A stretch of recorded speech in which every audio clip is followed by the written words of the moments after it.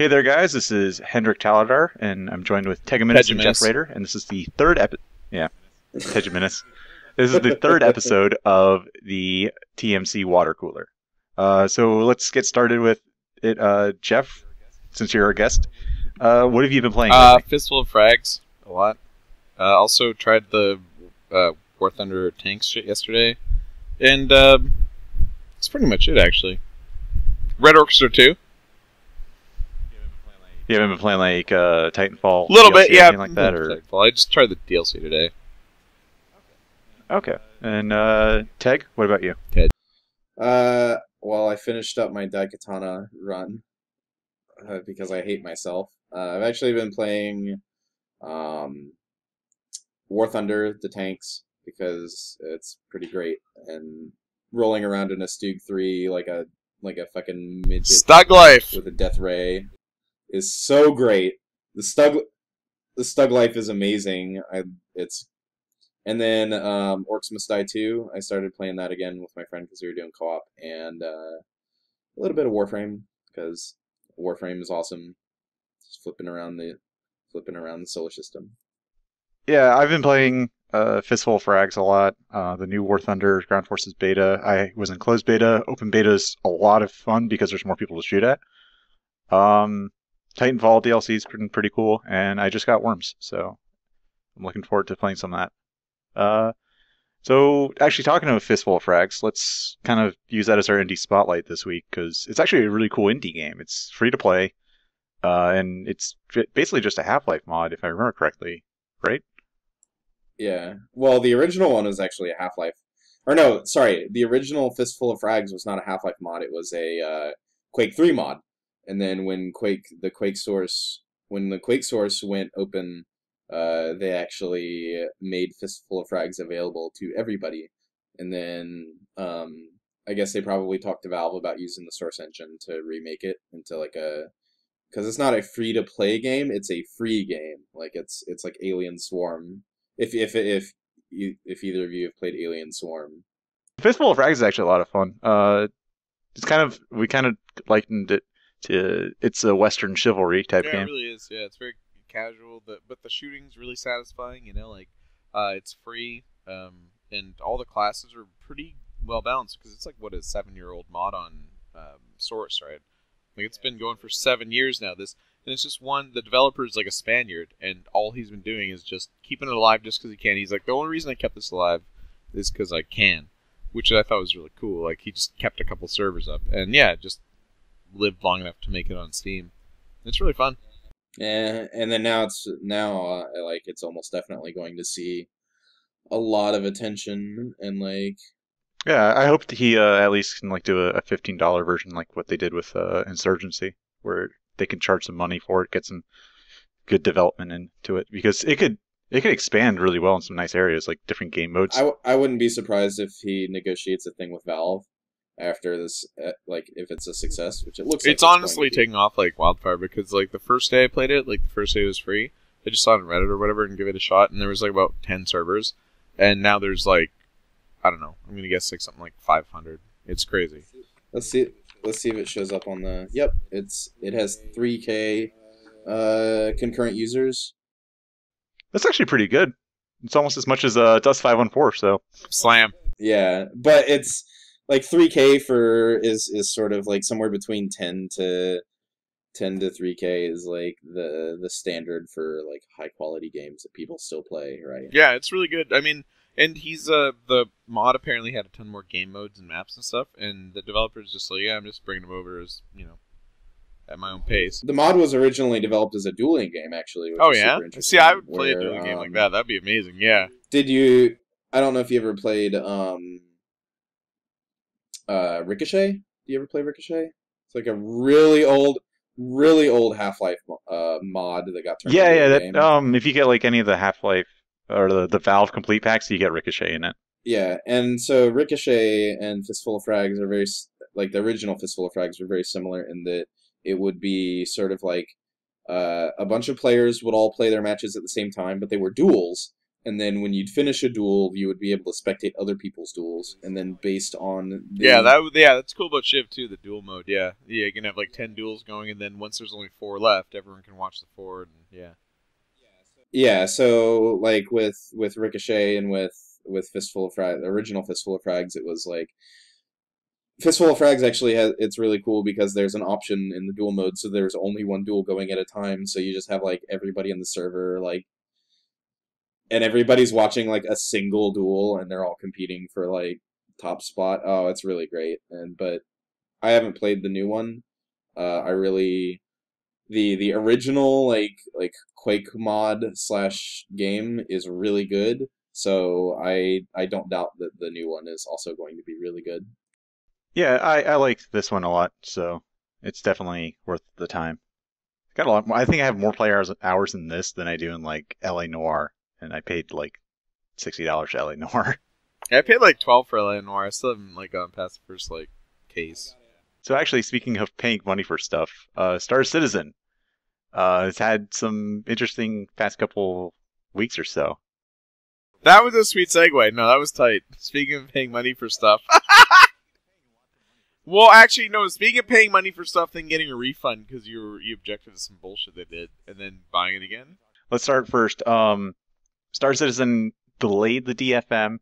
What's DFM for the layman like me? Dogfighting module. Oh my god! So they delayed the only actual playable part of the game again? Well, they delayed it a couple days ago, right? And then they announced that it was going to be coming out on May 29th, which is the day before Elite Dangerous, which is probably their biggest competition in some respects, comes out in its beta. And Elite Dangerous actually has a lot more playable content. Like they have a multiplayer alpha going on right now where like lots of people are on their servers. But from what I understand of the multiplayer architecture for Elite Dangerous, it's a lot different than. So just to confirm, right? I can't play the Star Citizen shit when it comes out May 29th, right? Because I'm paid for it. I paid a penny for that, so I can't play it. If you haven't paid a penny, what about Elite Dangerous then? It's beta. You would have to pay the $150 package. So that'll actually suck a little. It sucks though because it'd be cool if they both kind of because it could be we'll see. But now it's like people who paid for one are going to be like, well, the other one looks like shit, even though they look pretty close to identical from what I can tell. I don't know. They should put a free taste of both these games out, honestly, to people just for maybe a free weekend of beta for both these fucking undeveloped games, just so people could actually see, Because, I don't know. I will play whatever is awesome. I don't give a shit. I don't have a horse in this fight, or a dog in this fight, right? But, With Elite Dangerous is almost like... Elite is the progenitor of Space Sims, right? Like, EVE Online is Elite in MMO format, basically, and remove all of the Twitch skill. And then, so, like, with that, all you need to do is play any Space Sim at all, and you know what Elite Dangerous is going to play like. Because it's the, like, that series is the creator of the entire genre, and their original developer is working on it. Whereas Star Citizen is Chris Roberts promising the moon. That's the thing that always worries me about these, like, Kickstarters. It's not even Kickstarter, but, like, different tiers of support. Well, yeah, but now they've moved into their own shit where you go on there and you pledge, like, so many dollars. I hate that feeling because it's like, especially because it's super dumb because it's like, if we get $2 million from you guys, we can do a game. But if we get $3 million, you can have interactive cockpits or something fucking retarded. It's like, does it cost you $1 million to actually add that? Can't you just make that part of the fucking game? Stretch goals, that's the problem. Yeah, that's like, actually, sorry, this is way off topic, but that game's Super Hot, right? That's on Kickstarter. I think it looks awesome. I think it looks really interesting, and the Flash game's awesome. But what I noticed was they're like, if we get $100,000, we'll do a great game. 150, we'll add in good animations, and 200 is like a replay thing. It's like, does it cost that much to really get to all those levels? Shouldn't it just be $100,000 for the whole game? Like, can't you just do that? Well, I think that's a little different because you're working with such a small team. True. Yeah, but if it was an actual different thing, but like a replay thing, certainly that's just, that must be cheaper than what. Yeah, but they also need their payday to like fund themselves so that they can keep going. Yeah, it just insults me though when I see that. It's like $500,000 and the next thing is like a bobblehead. Come on. With Star Citizen, you have like, here's a stretch goal. Our stretch goal is you get a fish for your hangar module. Yeah. My feeling is though, like, I would not even care. Like, if I heard like Eve, for example, if it kickstarted a bunch of plexes and we got something cool in Eve, because I like that game already. Like, that's already a game that's sold to me. But like Star Citizen and Elite Dangerous and all these other games that have this model of like, the more money, the better the game is going to turn out to be. I'd just like to see the shit first. Like, can you let me play your game really quick just to see if I like it? So Elite Dangerous is a little different just because it's actually, the guy basically said, we're going to be making my vision of the game, and the stretch goals are just like further like filler, where it's like Oculus Rift, Mac and Linux support, shit like that. Which is good because you want people on those. Whereas like the stretch goals for Star Citizen are like, here, the stretch goal is Chris Roberts can get his rocks off. He's actually gonna jack off on camera and bust a nut. And that's the stretch goal for this one. He will actually jerk off for you. Yeah, like the towel one that I kind of mentioned earlier. That's it's like the Observus, which is more of a Hitchhiker's Guide reference and kind of semi knockoff. I mean, they're trying to pay homage to it at 42 million, and I was like, it's basically a Wikipedia page, right? I think this is all cool though. Like, seriously, I don't care if it doesn't add value to the game. If it's just something neat, like for example, like Eve. I play that shit all the time. If there's something cool, like for example, if there's some sort of weird fucking thing like a stretch goal for Eve, where if we hit this level, they add a little flashing light to all my ships if I want it, I'd probably even be down with that. Yeah, I enjoy that. Yeah, I enjoy the game already. But like Star Citizen, I've never played it. I've never played it. I've never played that, and I don't know if I'm in love with it yet. Want to actually put money into it. It's not even like never played it. It's like all of the stretch goals are just super petty and like. Yeah. I just want to know if the game's cool first. Like, can we just make the game cool and then start adding these little things? Because I will pay lots of money into a game that is really awesome. I have no problem with that. Like, that's like everyone's like, oh, I hate BF4 Premium. I like BF4. I didn't mind paying Premium for it because it added extra level. Whatever. Like I didn't feel like I got ripped off by that. But I enjoyed the game. Now I'm fucking booting up Battle Log. Thanks, Jeffraider. Well, yeah, but BF4 was a good game. It came out with like 10 or 12 maps. Then they started adding DLCs. That's fine though, because one time when I was playing BF3 beta, I said, why don't they just add like about 10 more maps and I'll pay another $60? And they actually listened to me somehow and did that. So yeah, I don't have any problem with that. A game I like. That's an old model though. I mean, they'll add maps to games like that, and it's good because you're seeing it with Titanfall. They're adding maps because after a while, the original maps just get stale, and you want some new variety. Titanfall, I mean, today we were freaking out about the fucking dinosaurs on the. They don't have to add much to make me freak the fuck out. Yeah, it's like, oh shit. With all that shit with DLC models, since we're making that segue right now, I suppose. I'm hearing a lot of complaints about Titanfall DLC and BF4 DLC, and like the game was shipped incomplete, and the DLC is coming after. And I don't know what it is with like backlash against after game DLC. Like I can understand either rehash DLC, where it's like literally we're just like Modern Warfare 2 did, where it's like, here, pay us to get Modern Warfare 1 maps and Modern Warfare 2. We're literally not changing. There's no engine changes, so there's not really a need. Why do we need to pay you? Why not just make that like a free thing for people that already own the first game, right? But like you look at Battlefield 4, right? There's a significant engine change between Battlefield 3 and Battlefield 4, so they remade the maps, and then on top of that added a shitload of stuff. But I'm getting off topic. 10 to 15 maps is like the standard for a first-person shooter. Well, when it releases, I think that's right? way more than. Like, seriously, 10 maps. There's way more than is necessary. Well, I'm just saying, but that's 10 kind is of more than almost any FPS ships with. Like, this is why I don't mind paying for BF4 Premium. I mean, I know a lot of people hate on it, but BF4 shipped with 10 fucking maps. Yeah, it went with 10, and BF3 went with 9, and those are still way more than BC2 did. Like they're putting more content in, and it's not like they're like, we have 20 maps. Can we hold these back? Like, they're actually delivering what you when you buy the game, you get a good amount of maps. It's not like Titanfall shipped with 15 maps. Actually, like 10 did to it? 15 maps. Did it? Yes. See, that's it literally nuts. shipped Wow. with 15 maps. Yeah, like that's crazy. Like that makes me feel like if I buy this DLC, it'll be extra, but it's not. I'm not just trying to complete the game, And a lot of people have this weird feeling of like, just give us all the maps for free, But like, as long as it ships with a reasonable number of maps, and I don't know, I think even like 7 or 8 would be okay for me in most. Yeah, games. like what was it? Insurgency it's like $15, right? And you have like what, like 6, maybe 8 maps. Yeah, different game though. That's like an A type. Well, that's not like a AAA release though, like Titanfall. Or Right, but what I'm saying is like you don't need a whole bunch of maps to start off. You just have to have really good maps, and then you can always add maps later. And that's what Insurgency did with their DLC, right? But that was a free DLC. This is actually like a really interesting thing where map design, you actually see this a lot, especially with like Battlefield, where people gravitate towards the same 3 or 4 maps. And then you have people bitch about how there's not enough maps in the game, in like in a game that has server browser, like Titanfall, it doesn't matter really. But in a game like Battlefield 4, where there's a server browser, people are like, oh, there's not enough variety in the amount of maps that I can choose from, or whatever. If there's like 6 maps or whatever, it's like, if there's 15 maps, you're just gonna fucking choose like 3 and play on your 3 favorite maps. Yeah, especially if there's voting or server choice or anything. Yeah, people do stay on the same shit.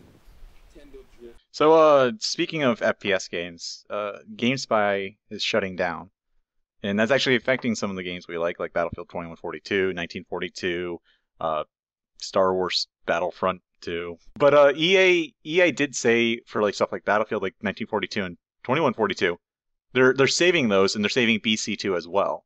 The big thing is, like, with those early Battlefields, and actually with, like, Battlefront, they have, EA, like you said, they're saving 1942 and 2142 2 and BC2.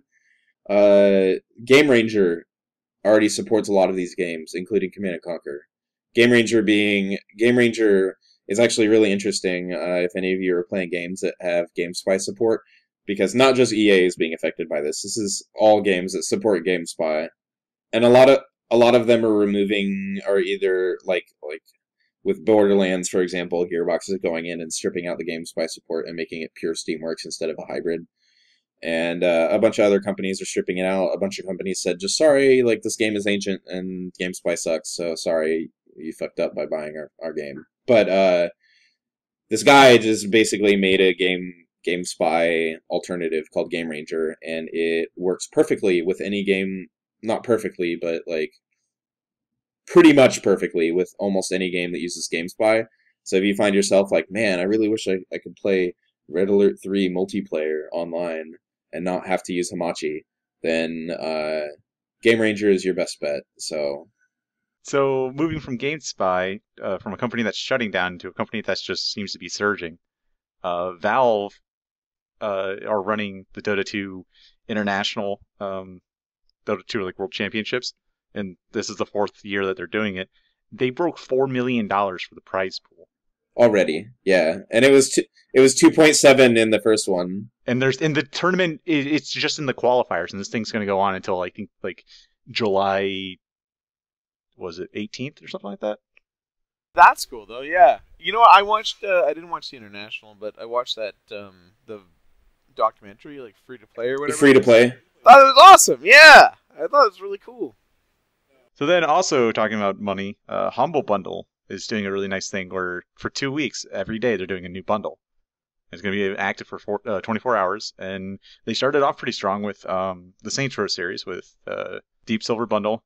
Yeah, it was pretty much all the Saints Row games, which was awesome, except for Saints Row 4. That original bundle, the Deep Silver Bundle, is actually, like, beyond the Saints Row games, actually had a significant number of really high-quality games, like the Risen games, and Sacred, and let's see. Then the second day they did an Outer Space bundle with, like, Universe Sandbox and we posted about it, yeah. And then after that they did the Banner Saga bundle, which I was like, eh. Yeah, we didn't really get into, because you had to pay like $15 just to get the game, like the Banner Saga game, and it wasn't. And I think like on Steam it was like $25, so I was like, it's a $10 bargain, but it's not really my game. If it had been pay what you want, but it included like other tactical strategy games, I would have been like, okay. It's kind of jumping back to Star Citizen. Earlier in May, they had a bit of a, I wouldn't say a crisis. I would say it was an incident in which a user got banned for proposing a female gamer group, and they called it a troll, and then they banned the person. And then that kind of led to a bit of a shitstorm. And I might have been involved. Well, no, don't answer on the issue. Why did they, like, what made them think it was a troll, seriously? Okay, so according to their community manager, he said that because the user was a member of the Goon group, the members from something, the guys from Something Awful. No, fair enough. The moderator assumed it was a troll because obviously Goons No, are it's trolls and all actually that fair stuff. enough. Yeah, what the fuck? And then he banned the user for like an innocuous, hey, I would like to do a female group, because she wants something like that. And we have that in EVE anyway, and other games has that. And it was more of a social, like, girls can just get together and chit chat and have their own little private channel. Did you feel like the girls couldn't defend themselves, so you had to step in there and just kind of... I wasn't on the forums at the time when it happened, but people did step in, and they actually got banned over it. And so, again, it just kind of led to a bit of an incident. And it's honestly one of the ugliest things I've ever seen in regards to a game community, because it's like this woman was just like, I just want like a women's only community for Star Citizen, and these people were like, "You're literally Hitler." Someone actually compared it to the Ku Klux Klan. No, that's mental. That's mental. You know what? Here's the thing: their community manager should just be fired or commit Harry Carey. So dumb. So that's the easiest thing to deal with, right? It's like, okay, you know what? All you do is say, yeah, you can have a community, you can have a women's only group. If you start trolling like you're from Something Awful, we're gonna have to dunk you. That'd be it. Yeah. It led to like an argument, and I wouldn't say the way they handled it initially was the most professional. People need to hire me just to handle shit for them. CCP as well does so many dumb little things just on their Twitter accounts. Like, they just shit out wrong answers, and suddenly people jump on them. And they don't get it yet, even after 100 times they've done dumb stuff. Like the guy that did the smiley face when he said he wasn't letting anyone off from World of Darkness, and then like the next Monday, boom. Oh yeah. Yeah. It's like, are you kidding me? Why'd you add a smiley face to your goddamn answer? Or was it recently because the CPM, which is the Dust version of the CSM and EVE, they ejected one of their members or dismissed one of their members, and CCP Logibro called the member incompetent, and I was like, you don't really want to say that. No, I think that's tight. No, you don't have to be politically correct. You just have to be right. You can't do a smiley face and then lay people off like the next day. And you can definitely call some incompetent little shitwit like incompetent. That's fine, in my opinion. Like, just go ahead and do it. I'll respect him for that. In fact, I laugh my ass off when they're like, he's kicked off the CPM for incompetence. I don't even know anything about Dust, but I laugh my ass off. That's awesome. I thought the word choice was pretty funny and pretty bad at the same time. I thought, yeah, it's amazing. Yeah, good. And this guy did, and he posted a huge rant about why he is incompetent, and he confirmed it. And them kicking off for incompetence is exactly right. Instead of being like, creative differences are moving forward, or, due to a lack of community. No, it's just like, this guy is not good. He's out. Just got to be right on it, though. If you do it wrong, like, for example, like the Star Citizen shit, they did it wrong. They were like, no trolling, haha! There was a really comical like catch-22 and series of issues with it, and it kind of gets into how they have their forum set up, so I can't really fault them, and like having their community management and moderators not be aware of it, but it's kind of funny where if you get banned from the forums, they tell you if you have a problem, just private message the community manager.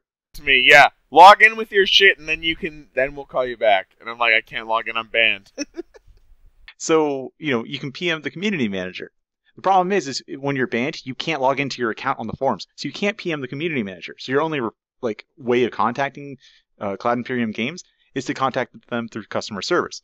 But there's a bylaw in the rules that says if you contact customer service, your account will be reviewed and you could potentially get banned for longer. So it was like this, it didn't make sense.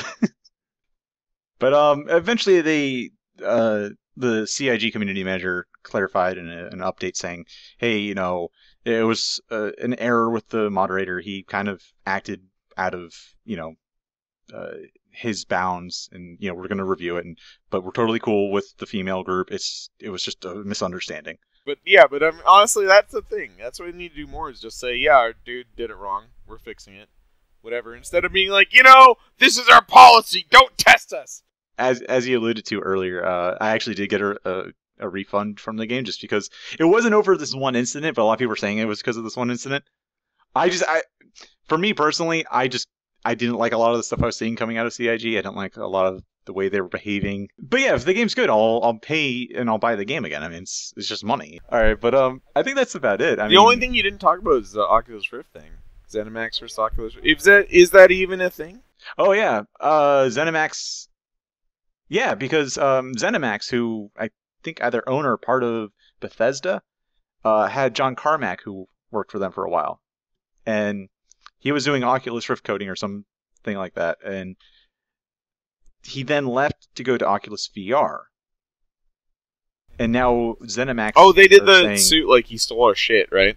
Yeah, they're like he took. But didn't they retort like there's no code that you can identify that's yours or something like that? They dropped. I don't know if it's actually gone to court yet.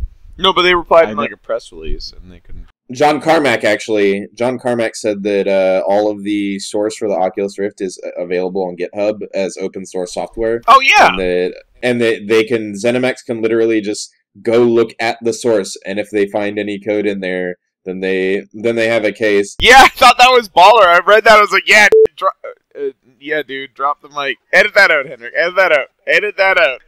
I like how Jeff caught himself on that. Yeah, I fucking love like John Carmack. He's he really did just lay it out there. He's like, look, here's the source code. Check it out. Quite literally publicly available for anybody. Yeah, and as far as litigation goes, it's still in the early stages, so we're going to be keeping an eye on that. That's pretty much it for this episode of The Water Cooler. Jeff, thank you for stopping by, and we'll definitely have you down the line so you can talk more games, especially once Watch Dogs and some other games come out.